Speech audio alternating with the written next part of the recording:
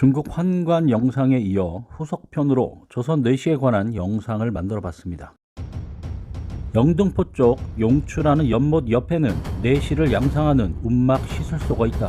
음경은 남겨놓고 고안만 제거했는데 소문을 들으니 중국은 둘 다 없애버린다는데 그래도 조선은 하나는 남겨두니 다행이다. 비명 소리가 밖으로 새어나가지 않게 주로 비가 오고 천둥 번개가 치는 날을 잡아 수술을 진행했다. 발버둥 치지 말게나 그러다가 죽까지 잘렸어.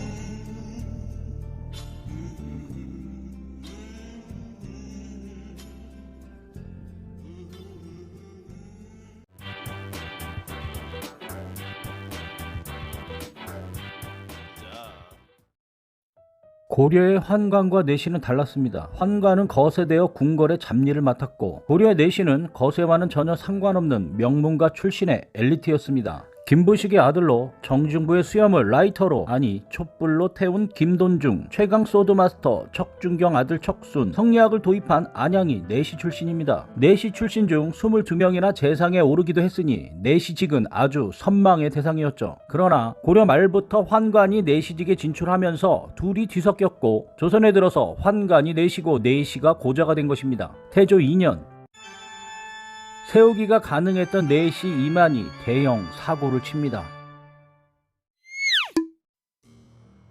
태조의 8번째 아들인 방석이 세자로 책봉된 나이 11살, 지금으로 따지면 초딩 5학년, 연상녀인 세자빈 유씨가 궁에 들어옵니다. 세자빈은 빨리 성에 눈을 떴으나 세자는 아직까지 천진난만이어서 세자빈은 매일 밤 바늘로 허벅지를 찌르며 외로운 밤을 보내다 그만 내시 이만과 눈이 맞아 뜨밤을 보내게 됩니다.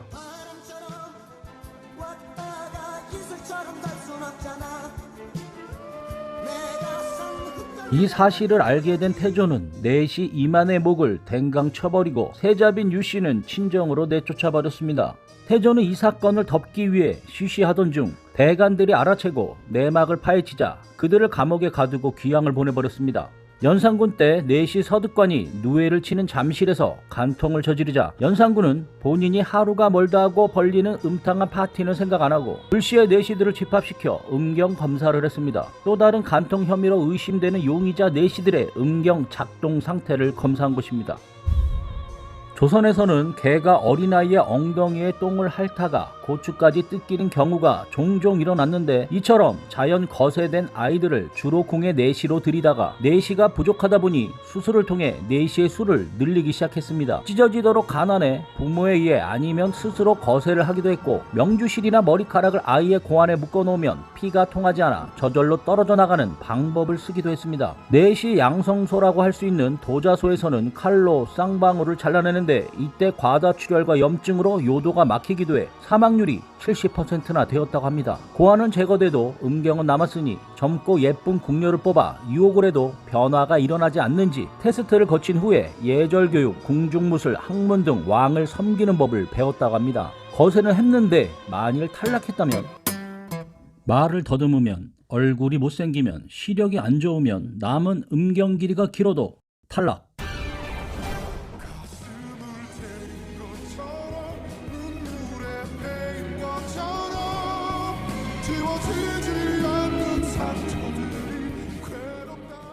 사춘기 이전에 거세를 하면 화날 가능성은 거의 없는데 사춘기 무렵에 거세를 하면 화날 위험성이 생기기도 합니다. 물론 돼봤자 일반인에 비하면 강직도와 지속시간은 형편없겠지만 여하튼 세워지니까 성생활이 가능할 수 있지만 씨 없는 수박이기 때문에 임신까지는 불가능했습니다. 조선 내시들은 궁궐 밖에 머물기도 해 아내를 맡고 양자를 들여 가정을 이루고 대를 이었는데 주로 3살 이전의 고자 아이를 데려왔습니다. 아내와 사랑을 위한 노력을 하지만 남성 호르몬이 분출되지 않다 보니 화이팅을 못하는 괴로움으로 인해 아내의 목덜미와 어깨를 깨물어 이빨 자국과 멍이 선명할 정도였습니다.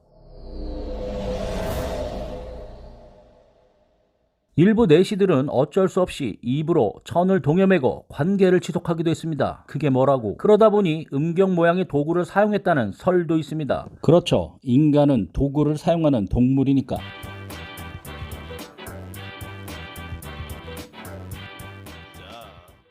오죽하면 내시의 처가 불륜을 원할 때는 들어주는 것이 도리다라는 말까지 돌고 내시들의 아내끼리 동성애가 일어나는 경우도 있고 더 이상 참지 못한 아내들은 반년을 채 못 견디고 야반도주를 하기도 했습니다.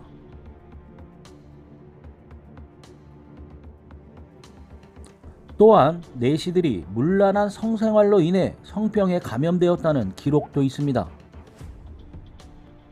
내시는 남성 호르몬인 아드로겐이 분비되지 않고 여성 호르몬의 분비량이 더 많기 때문에 어린 나이에 거세를 하면 아예 수염이 나지 않습니다. 성년이 되어 거세를 하면 3개월 안에 수염이 급성 탈모처럼 홀랑 다 빠져버리고 피부는 여자처럼 곱고 윤기가 흐르는 부드러운 살결로 깨끗하고 흰 피부가 됩니다. 그리고 소년기에 거세한 경우는 목소리는 어린 소녀처럼 가냘프게 됩니다. 마치 천사의 목소리라 불리는 이탈리아의 카스트라토처럼.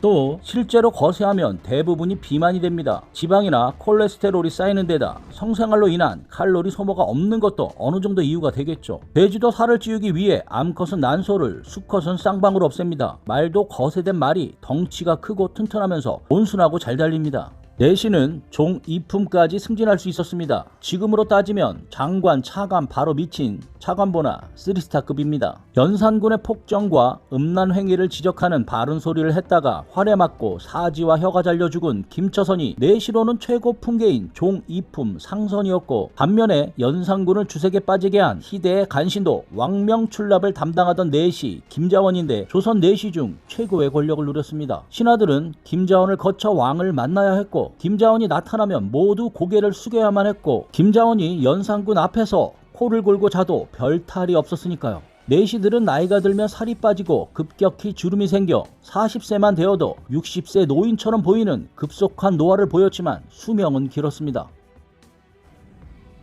조선시대 왕의 평균 수명이 47세, 양반이 51세에서 56세, 내시는 70세로 100세 이상 생존한 경우도 여럿 있었습니다.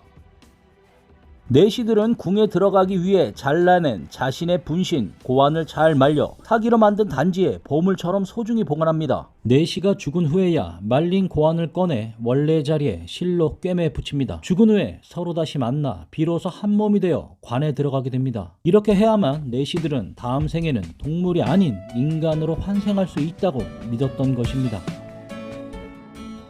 남성성을 제거한 비운의 그들은 자신이 아닌 임금을 위한 삶을 살았으니 다음 생에는 자신의 삶을 온전히 살기를